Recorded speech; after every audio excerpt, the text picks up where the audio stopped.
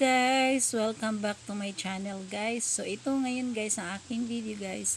Ipakita ko sa inyo ang aking alagang baka guys. So itong baka ko guys medyo na-share ko na rin to sa inyo nung mga nakaraan pa guys. Itong baka na to ay nabili ko lang nung bago pa siyang lutas or bagong hiwalay sa nanay niya guys ng 9K dahil mura lang siya guys dahil tiyuhin ko ang may-ari. So ito first time ko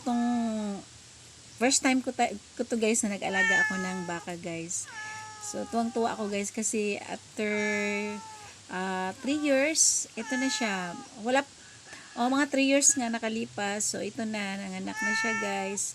So nagbunga na yung aking sakripisyo sa araw-araw na lipat-lipat ng pwesto niya para makakain ng damo, tapos pinapainom ng tubig.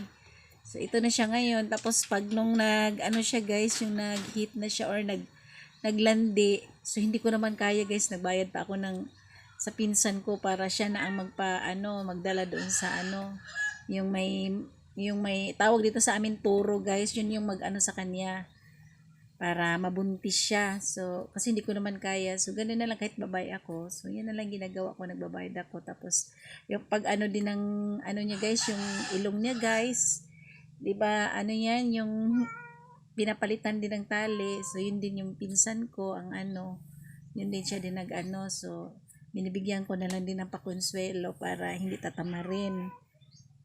So ayan guys, so ito na ang blessing guys. So yung isa guys, naging dalawa na siya ngayon.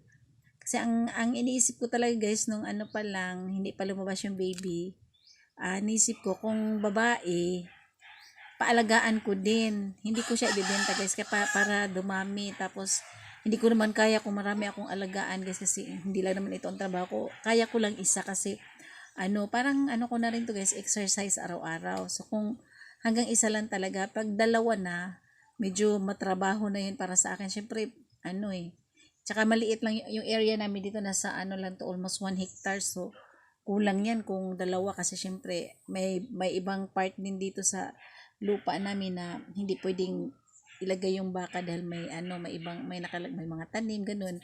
So dito lang sa medyo nakalbo, walang tanim.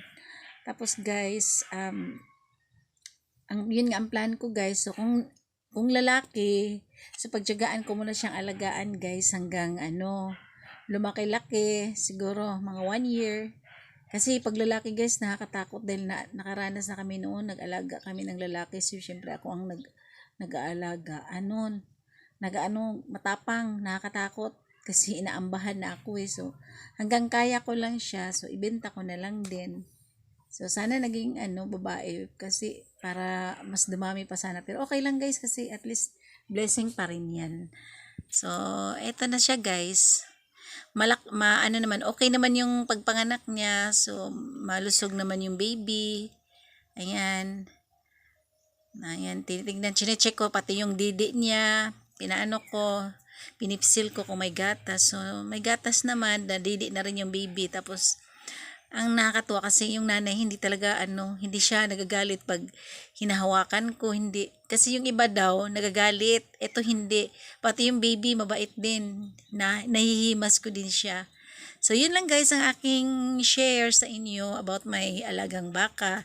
Kasi itong baka na to guys, ilang beses ko na to na feature dito sa aking vlog guys So ito na siya, nanganak na.